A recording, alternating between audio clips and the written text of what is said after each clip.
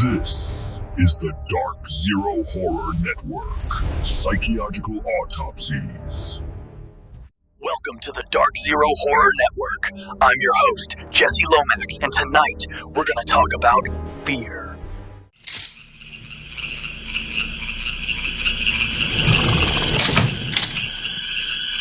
Will it be all right?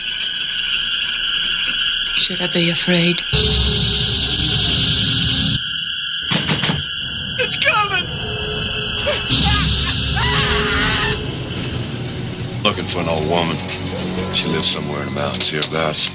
All she can do is take you straight to hell. You go home and you bury your boy. Some folks will say as how she's got powers. Who are you? Ed Harley.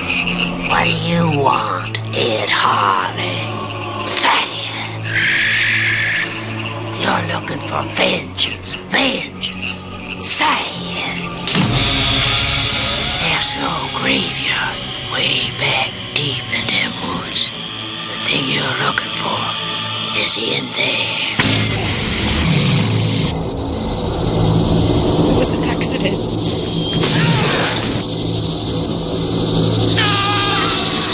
No, not like this, not like this. It's gotta run its course. Now it begins. It begins.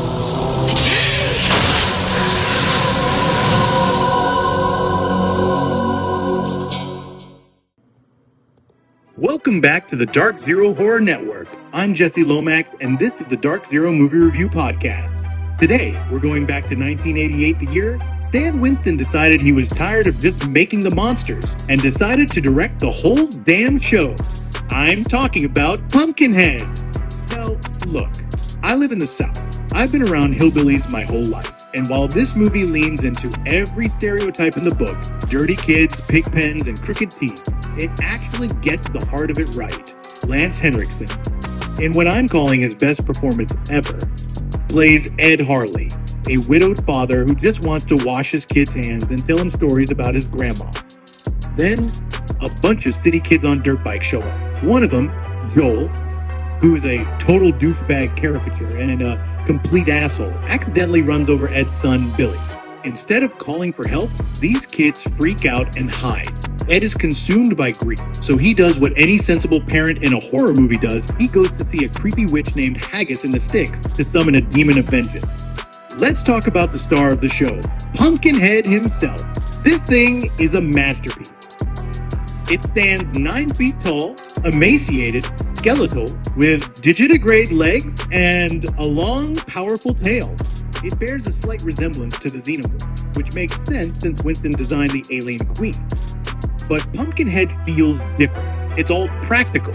You can see the weight of the animatronic arms. You can feel the tangibility of the suit.